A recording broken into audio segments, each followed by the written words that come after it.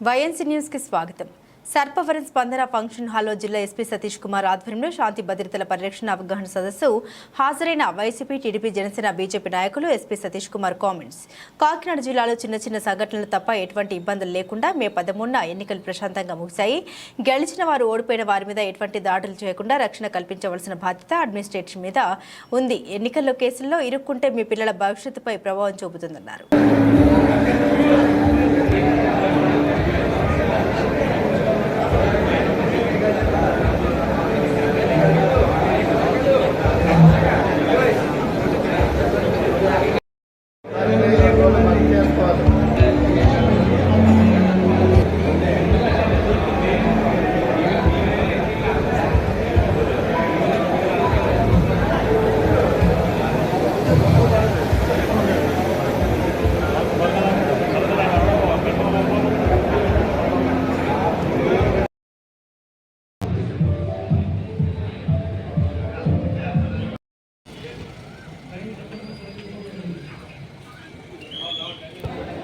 జిల్లా పోలీస్ శాఖ అధిపతి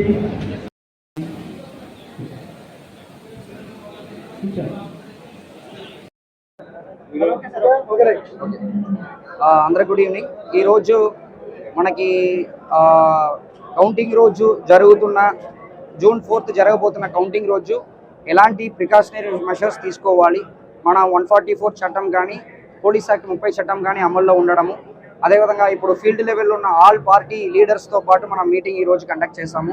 సో పోలింగ్ రోజు ఎలాంటి ప్రశాంత వాతావరణంలో పోలింగ్ రోజు మన కాకినాడ డిస్ట్రిక్ట్ జరిగిందో, అదేవిధంగా కౌంటింగ్ రోజు కూడా ప్రశాంతమైన వాతావరణంలో జరగడానికి మనం వాళ్ళ దగ్గర నుంచి సపోర్ట్ అడగడం జరిగింది.